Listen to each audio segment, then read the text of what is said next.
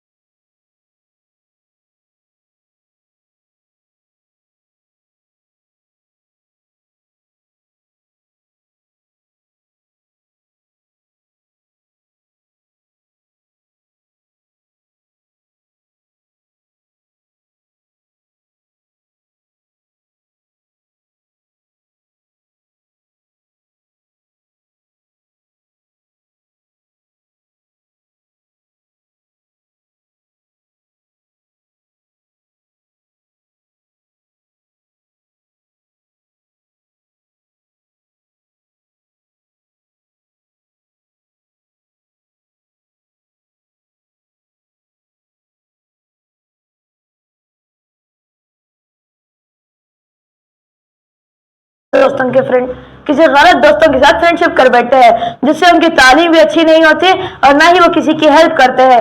وہ تو بس صبح شام دوسرے ساتھیوں کو پریشان کرتے رہتے ہیں۔ کیا ایسا کرنا صحیح ہے؟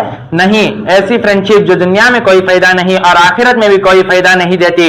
نبی کریم صلی اللہ علیہ وسلم نے ایک حدیث میں فرمایا الرجل علی دین خلیلہ فلینظر احدکم من یخالل، ایک انسان اپنے دوست کے دین پر ہوتا ہے، اس لیے ہم کو دیکھنا چاہیے کہ ہم کس سے دوستی کر رہے ہیں۔ اس حدیث میں نبی کریم صلی اللہ علیہ وسلم نے ایک سبب مومن کو سبب دیتے ہوئے سکھایا ہے کہ اگر ہم اچھے لوگوں کے ساتھ دوستی کریں گے تو ہمارے اچھا اعمال اور اچھے اخلاق میں مبتلا ہوں گے، اور اگر ہم برے لوگوں کے ساتھ مبتلا ہوں گے تو ہم برائی میں مبتلا ہو جائیں گے۔ اس لیے ایک مسلمان اسٹوڈنٹ کو چاہیے کہ وہ اچھے اور نیک لوگوں سے دوستی کرے تاکہ اس کا عمل اور دین محفوظ رہے۔ پانچویں چیز، سوشل میڈیا کا غلط استعمال۔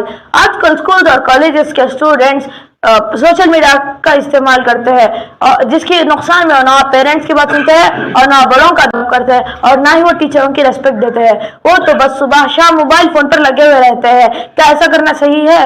نہیں، ایسا کرنا بالکل بھی صحیح نہیں ہے، کیونکہ نبی کریم صلی اللہ علیہ وسلم نے فرمایا لیس منا من لم یوقر کبیرنا ویرحم صغیرنا ویعرف لعالمنا حقا، وہ شخص ہم میں سے نہیں جو بڑوں کی عزت نہیں کرتا، چھوٹوں پر رحم نہیں کرتا اور عالم वालिदैन का हक ना पहचाने। इस हदीस में नबी करीम सल्लल्लाहु अलैहि वसल्लम ने बड़ों और बुजुर्गों के वजह फरमा दी है। अगर आजकल स्टूडेंट्स मोबाइल फोन में बिजी होकर बड़ों और बुजुर्गों की इज्जत नहीं करते, जो बिल्कुल गलत है। जो तलबा आजकल बड़ों की और बुजुर्गों की इज्जत नहीं करते, उनको कामिल ईमान वाला नहीं समझा जाएगा। एक मुसलमान तालिब स्टूडेंट को चाहिए कि वो अपने वक्त की कदर करे और बड़ों और बुजुर्गों की इज्जत करे। एक मशहूर अरबिक मकूला है, अगर तुम वक्त को नहीं काटोगे तो वक्त हमको काटेगा।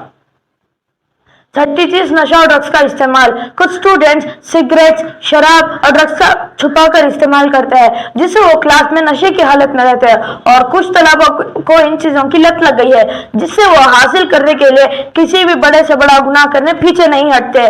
तो इन लोगों के लिए क्या नसीहत है जिससे इनको बचाया जा सके? अक्सर तलबा जो सिगरेट, शराब और जुए के लत में मुब्तला है, उनको रहनुमाई की सख्त जरूरत है ताकि वो इस बुरी लत से छुटकारा पा सके।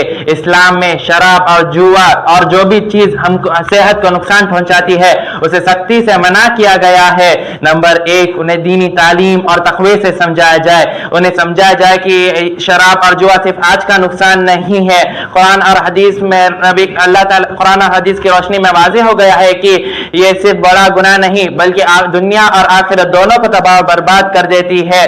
कुरान में अल्लाह ताला ने सूरतुल माइदा की आयत नंबर 90 में फरमाया, या अय्युहल्लज़ीना आमनू इन्नमल क़म्रु वल मैसिर वल अंसाब वल अज़लाम रिजसुम मिन अमलिश शैतान फज्तनिबूहु लअल्लकुम तुफ्लिहून। ए ईमान वालो, शराब, जुआ, बुतों के तन, फाल के तीर नापाक और शैतानी अमल है, इनसे बचो ताकि तुम कामयाब हो जाओ। नंबर 2, उनको समझाया जाए कि नशा और उसके नुकसान सिर्फ आज का नुकसान नहीं बल्कि ये फ्यूचर में भी नुकसान पहुंचाता है। यह सिर्फ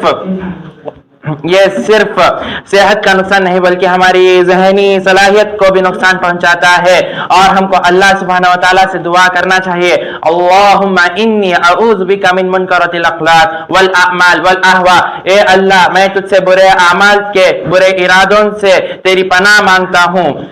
7वीं चीज चोरी करना है, चीटिंग करना। अक्सर कॉलेज के स्टूडेंट्स किसी भी दूसरों की जिसको बगैर पूछे ही उठा लेते हैं और एग्जाम में भी कॉपी करते हैं। इसी तरह से असाइनमेंट्स कॉपी करते हैं, क्लासेस को बंक कर देते हैं, ऑनलाइन क्लासेस में भी चीटिंग करते हैं। क्या ऐसी हरकत करना सही है?